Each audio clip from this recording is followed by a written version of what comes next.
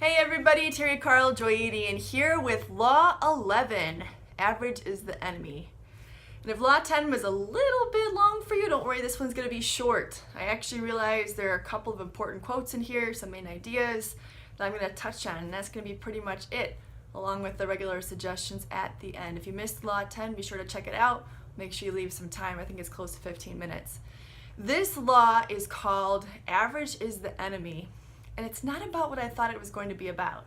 I thought it was really going to be about stretching yourself and pushing yourself. And it is, but not in the way I thought. So here are the main quotes I got out of this chapter that really, if you just reflected on these two quotes, I think would be enough for this. First one, game changers stick to their guns when they believe they are right, even if it takes years to prove it. One more time. Game changers stick to their guns when they believe they are right, even if it takes years to prove it. There's a passion there. Quote 2, success, for him, this is Dave Asprey, success came from curiosity followed by doing what I believed in, even when that success drew critics. We've got two themes going on here. We have believing in something, and we have pushing through criticism. And tying into that, Dave mentions mission again, which I believe we brought up 2 laws ago with game changers. He says if you have a clear mission, like game changers do, this gives you the power to stand your ground.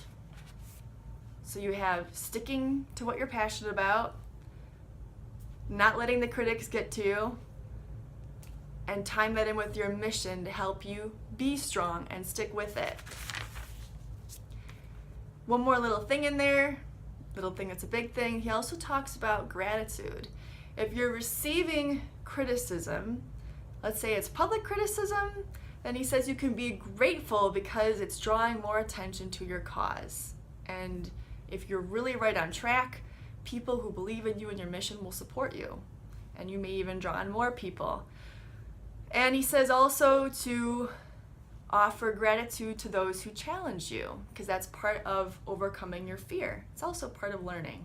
So some really good suggestions in here, powerful suggestions. I know a lot of people are sensitive to criticism. I certainly have been up until now, so this is a chapter that really touched me. Here's some suggestions Dave Asprey has in his book, Game Changers.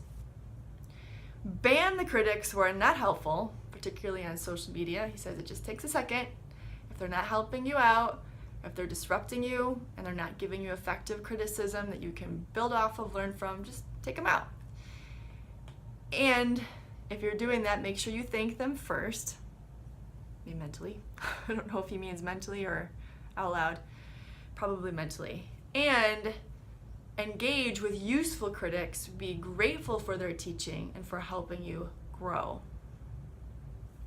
And last suggestion, if you are feeling sensitive, if you are getting triggered by criticism, remember that it touches on those emotions that we talked about briefly in a previous law, might even have been the last one, has to do with shame or pride on the base level, which eventually leads you always back to fear.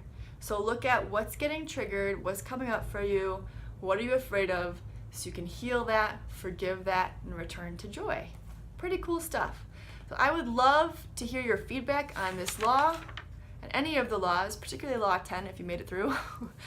And remember to subscribe if you haven't already and you're on YouTube, and like this post so we can keep them coming. Much love and many blessings to you all. Bye now.